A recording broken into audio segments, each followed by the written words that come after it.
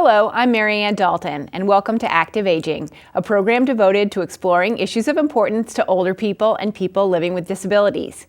Each month, we'll provide you with information and resources to help you live a healthy, satisfying, and independent life. Welcome to Active Aging. My guest today is Janet Hand, Manager of Community Relations for Somerville Cambridge Elder Services. Janet's in charge of implementing a really exciting new program that helps older people reduce the risk of falling. Janet, maybe you can start off and tell our audience, why is reducing the risk of falling so important for older people? Well, number one, because it is the number one cause of injury and sometimes death to older adults, okay?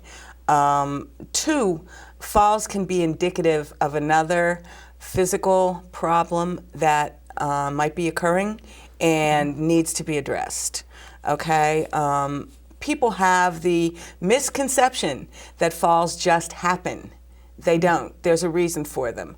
And this fall prevention program that we're going to be running out in Cambridge and Somerville addresses a lot of those issues, okay? It addresses the misconception that falls just happen. It addresses people's medical conditions.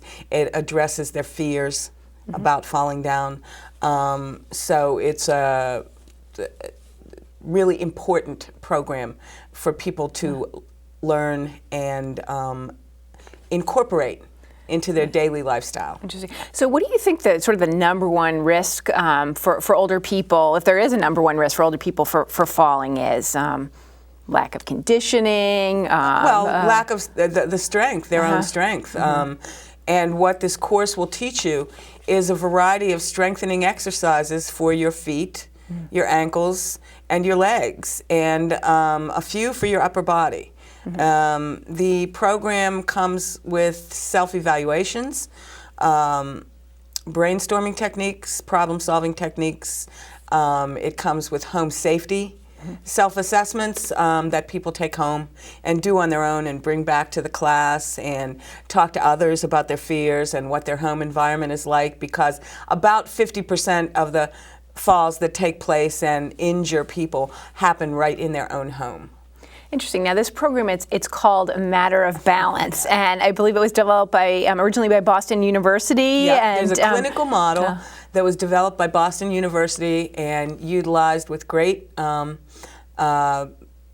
progress, and it worked very well. I'm losing my words here. The BU program was started as a clinical model that VNAs used and doctors were using, clinicians. Then they had that translated into a lay model, and the people that did that were one of the places that were having a great deal of problems with elderly falling down, and that would be the state of Maine. So Maine's AAA got a grant from the Administration on Aging and developed the lay model. The Massachusetts DPH is invested in it now, as are many other states around the country. They're going to Maine and they're being trained by the Maine Partnership on Healthy Aging. And the lay model is taught to regular people like me and you, and seniors in the community, can be coaches. So the way that the program filters down in the community through the lay model is that a master trainer, myself, then trains other people in the community as coaches, and then those coaches do trainings monitored by the master trainer with seniors. People that, well, it doesn't have to be seniors either. I mean, I fell down last year on the ice when it was bad out. So not just seniors or older people are susceptible to falling down. That's another misnomer about it. It's not just older people that fall down. Now, one aspect I know that's unique about this program is it's an evidence-based prevention program. And I know that that's sort of a new term, but it's something that's very important now. And why is it that an evidence-based program is more helpful than, say, some other program? Well, because it works, and they know it works. Okay, it's not a shot in the dark. As I said, this was developed from the BU clinical program that was used for years. And they saw great results with it, which is why they translated it into a lay model. Evidence-based means that we do before and after surveys, and Somerville Cambridge Elder Services will be involved in the national model. We will do surveys with the people in the classes previous to them doing any of the strength training exercises, doing any of the self-assessment surveys about their fears, about falling down, about talking about falling down, home safety. There's one for each category. So at the end of the program, after the 8 classes that they take, then we survey them again and see who has actually done the strength training. Has it helped them? What have they done in their house? Change things around perhaps. Home safety is a huge issue that people don't really pay attention to. People don't really pay attention to where they're walking when they're outside. They're looking ahead. They're not looking at where they're walking. And now I know that this time of year is really terrible. We've just had a huge storm. The sidewalks aren't clear, but people need to get out, get their groceries. What are some things that that they can do to be safe? Well, first and foremost, and this goes out to all the ladies in the audience, because we get trapped in wearing high heels and thinking that they're good for us and they're not. And so the first piece of real advice I have for anybody going out in this kind of weather, and I found out the hard way last year, is that you need very supportive boots. And when I say supportive boots, I mean flat, rubber-soled, no heels, that balance your foot. If you put yourself out of balance by wearing a heel, then that's a risk factor for falling down. So you have to compromise. When the weather gets bad, you can't always be fashionable. Sometimes you have to wear Timberlands. Practical shoes. I have practical shoes, best piece of advice going. And if you, an added measure, which the Department of Public Health is advocating for, are yak tracks. YAKTRAX, one word. And you can buy them online from the Vermont Country Store, or from LL Bean's catalog, or Eddie Bauer, or you can go to the Eddie Bauer outlet downtown and buy them.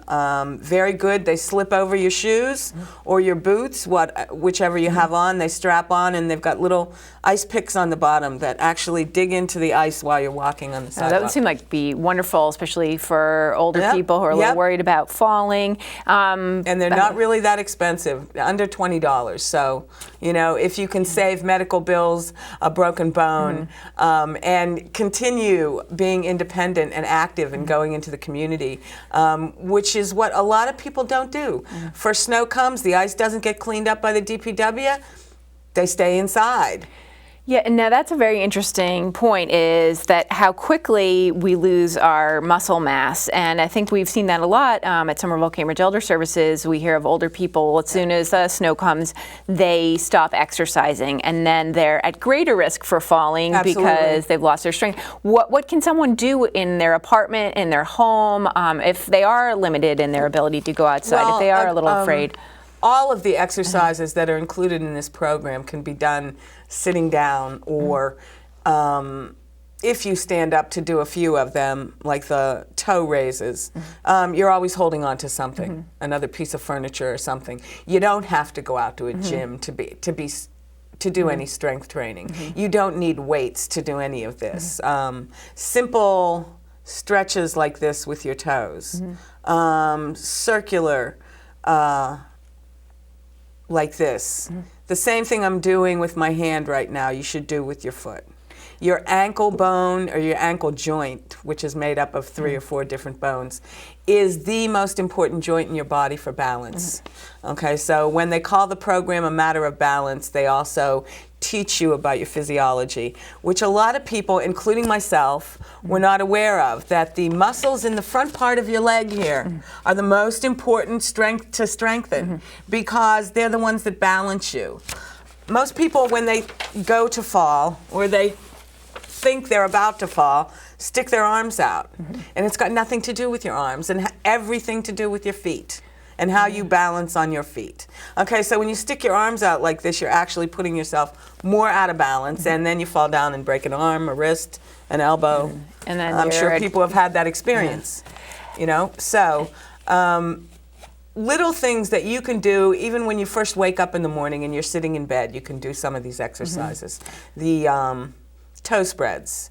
You can sit over the side of a bed when you first get up in the morning and do simple leg raises. And you would be surprised. The amount of inactivity that somebody goes through in a day just by working people sitting at a desk. You could be sitting at your desk doing these leg raises or these ankle, just like I'm turning my wrist right now. You want to be able to do that with your foot clockwise and counterclockwise 5 or 10 times. So the important message is to stay active. Absolutely. And do something every day. So now in terms of the specifics of this program, because I know you're going to be offering it soon, how many weeks and what's involved in each of the... You can do 2 classes a week and have it done in 4 weeks, or you can do 1 class a week and have it done in 8 weeks. And that's the class, the Matter of Balance class, that you eventually get out in the community and teach to the seniors. Right now, if you look on our website, www.eldercare.org, you will see a small blurb about Matter of Balance, and that we are currently recruiting in the community for coaches to teach the class. So the first step is to recruit and train the coaches, and those trainings are only 6 hours, 3 hours for 2 days. That's it. And you're planning on offering a program in January for our first sort of pilot program. Right. There were quite a few seniors when they first heard about this that got very excited about it and wanted to, right away. So my partner and myself, and the curriculum is meant to be team taught. So you never teach a class by yourself. And that message goes out to anybody that's interested in becoming a coach. You're never going to have to go out there alone and teach this. And we'll be doing a class in January at the Manning Apartments in Cambridge, our supportive living in Cambridge, because there were 12 or 15 people that signed up already to do it. So we're going to practice on them, see how much, get better at it before we try and train people in the community as coaches. That's excellent. So, and how can someone who wants to find out about this program get more information? Well, the Department of Public Health has information. Somerville Cambridge Elder Services has information. You can go on the internet, the Partnership for Healthy Aging, if you want to, take a look at what Maine did with the program that BU created. So there's a variety of websites. There's a 1-800 number that will be shown later in the program at the Department of Public Health here in Massachusetts that can send you out a little card like this, blue card with little tips on it. And it's a 1-800 number to be safe. Okay, so if people want to get involved, they should call the Somerville Cambridge Elder Services office and stay active every day. Start doing these little exercises to make your feet, practical shoes, fronts of your legs, your toes strong. I'm going to show you. You can do this with your hand. If you can do this with your hand, you should be able to do the same thing with your foot while you're sitting there. And always walk heel toe, heel toe. Women especially tend to walk toe heel because they're conditioned to be being in heels, so the front of their foot is always walking forward first, and you should always walk heel toe. Be able to, if you feel like you're slipping, be able to scrunch up your toes and balance yourself. And one final tip I know that you've told me that maybe you could share is the carrying the sand or the special snow kit that they all give in Maine. In Maine, they made a blizzard box for every senior that has taken this course, and included in that blizzard box in Maine was a little 1-liter bottle full of sand. And so I took from that because I too had a fear of falling after I fell down and broke my leg last year. And I have taken to, creative solutions. I've taken to carrying ice melt, ice melt in my pockets and rock salt in my coat pockets in case the DPW has not cleaned up the sidewalk. I throw some down where I'm going to walk. And that's what Maine did with theirs. They gave every senior that graduated the class a bottle of sand, rock salt mixture to put down in front of them when they go out. Well, that's good advice. Thank you And so go much. slow. Go slowly. I saw people running today to catch a bus. Yeah. No. Yeah, you don't. missed the bus. Take the next. Miss the bus. So- Otherwise, you could end up with a broken leg in the hospital, rehab. You know, things go from bad to worse sometimes once you've fallen down. Well, thank you, Janet. This has been so interesting, and thanks for having me. we hope as many people as possible in the community will take advantage of your program. 3, 2.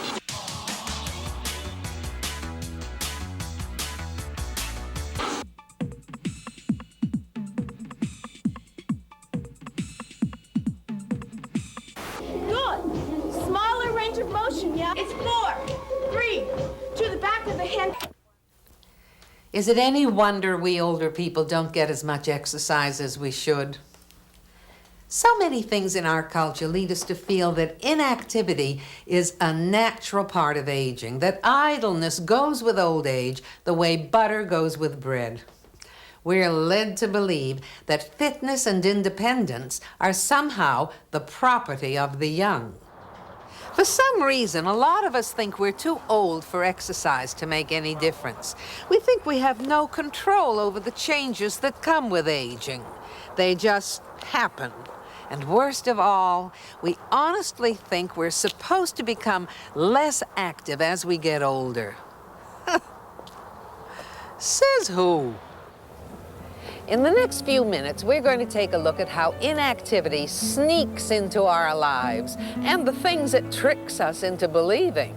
We'll look at what those beliefs are costing us in health and independence. And finally, we'll look at what we can do to fight back.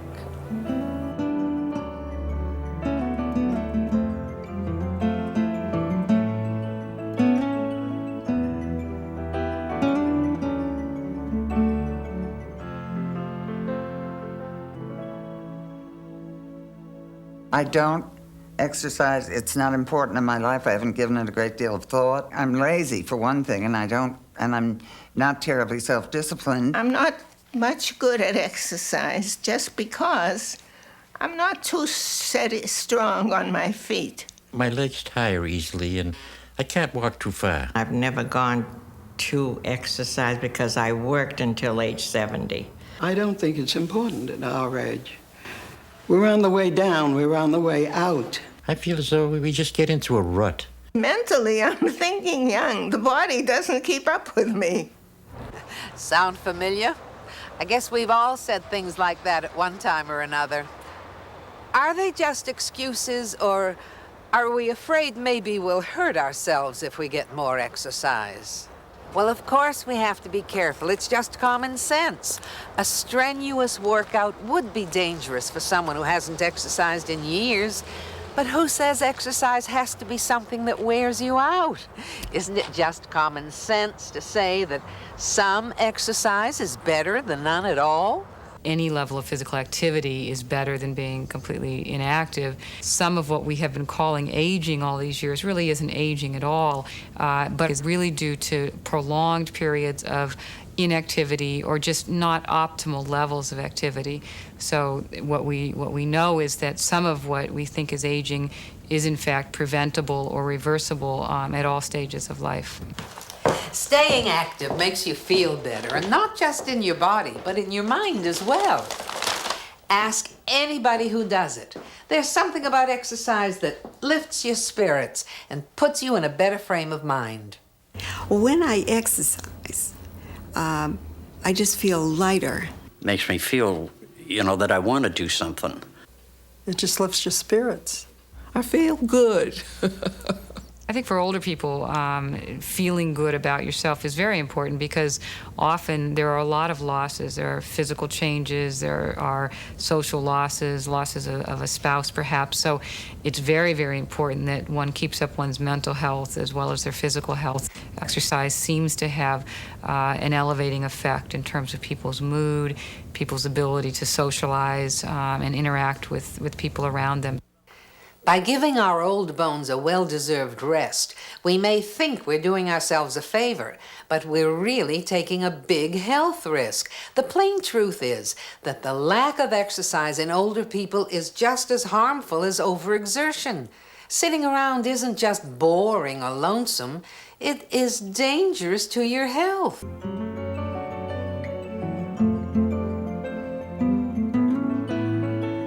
What price do we pay for believing we're better off without exercise? To understand that, first, we have to look at what it is we want from life. I couldn't do without my independence. I have to have that.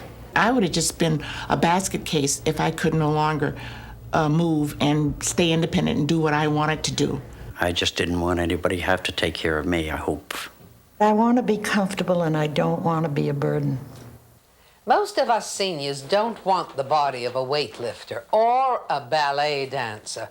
We just want to be able to move through daily life with confidence and without pain or fear.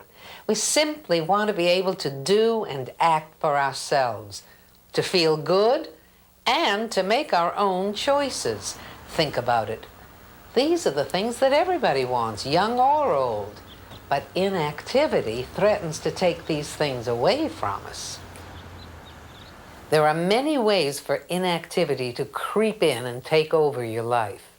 It masquerades as your friend when it's really your worst enemy. I think inactivity is a more serious health risk for elders than probably anything besides smoking. Most people are afraid to start exercise because they're afraid they may injure themselves or they're afraid they may have a heart problem when they exercise. But in fact, if you look at all of the studies that have been done, it's people who are very inactive who are at the highest risk of heart disease and other kinds of illnesses.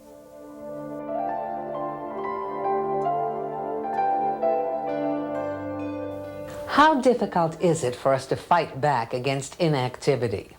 Maybe the hardest part is to make the choice, to reach a decision to make a change. You don't have to start by lifting barbells.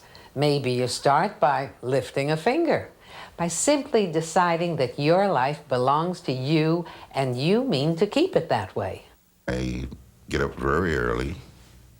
I come down, ride the bike, which is a stationary bike.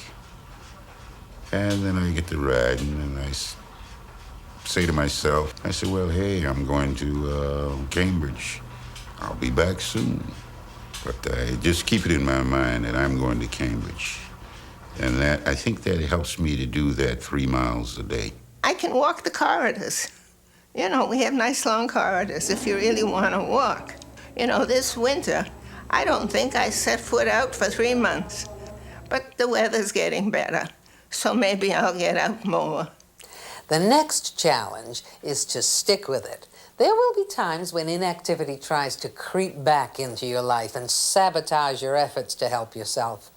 And it usually comes disguised as excuses. It's hard for me to get my ambition up sometimes. But if you make it a routine, as my father used to say, you always have to have a system. So get up in the morning and do it, you know, maybe before you even do anything else. Lots of mornings I do get up, I don't feel like doing it, but it's just like going to work every day. It's just something you do. When one says exercise, there are two kinds of exercise, the way I look at it. There's formal and informal exercise. The formal exercise, in my mind, is going to a gym and working out. Then there's the informal, where you move around and walk and run and up and down steps and just complete activity. That's the informal exercise. I guess that I would come under that category. It keeps me alive. It keeps me active. It makes me feel good. I went through a stretch of 3 years in and out of hospitals. In 2 years, 4 heart attacks, pneumonia, 11 times. Then they discovered I had emphysema. And I was determined it was not going to get me down. Slowly, step by step, it made changes in my life. That morning walk is, I think, the most important part of my day. It's helped my heart a great deal. I know it has. I could feel myself physically stronger for it. I feel 100% better today than I have in quite a number of years. I can't believe it. I just can't believe it. I'm 90 years old. And I don't know how I got here so fast either. So old, so fast. The Tai Chi class is a wonderful class. They do all sorts of exercises. Some are a little more strenuous. And if it's strenuous, you can sit down. I think Anna is wonderful. She goes to the Chinese doctor and she gets all these new exercises and brings them back to us. And she's so thorough. If you do it wrong, she corrects you and shows you how to do it. And I think I'm a good advertisement for her because I tell everybody how wonderful it is, and it is. And I don't like to miss it. I do it rather in lieu of taking medicine, in lieu of having an operation, so that her exercises show me how to manage by myself. And that I think is very valuable. There's about 25 of us that meet every Wednesday morning. We have a great selection of music that we dance by, and it's a mixture of dance aerobics, stretches. If you have a little bit of arthritis or anything like that, it takes that stiffness away and you're able to move. So it's an all-around health-based thing, and which I enjoy and gives me the activity that I need. Otherwise, I would get stiff, put on a lot of weight, and wouldn't be able to move or walk, you know. And it's a nice group of ladies. I really enjoy. I look forward to going to it. And you feel so great when you come out. You just have an abundance of energy. I can go home and do the housework. I've had a quadruple bypass back in 1986. The doctors recommend that I do a lot of walking. Dancing is just another form of walking. I like the walks the best. That's my favorite dance.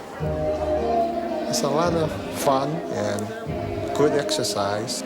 Keep your heart in shape because you have to move around so much. Keep your legs in shape, your arms move. It's good for the mental part of it as well. If you're enjoying yourself, enjoy doing what you're doing, that's half the battle. Just the fun of going out and meeting different people. I haven't had too much time to really feel depressed about not having anything to do. My kids always say that, boy, you're gonna burn yourself out, Dad. Dad, you're never home. Now they're saying that, don't stay out late, be home by 11 o'clock. They're giving me some of the business I used to tell them when they were growing up. You and I may look at some of these people and think, well, that's fine for them, but I could never do that. That's not the point. The point is, what can you do? Is there some change you can make in your lifestyle that will help improve your health, raise your spirits, and keep your independence? You're as young as you feel, and you're as old as you make yourself. As long as you can walk, talk, and squawk, you've got it made. Thank you for watching Active Aging. Please join us next month when we'll bring you more information to help you live a healthy, satisfying, and independent life.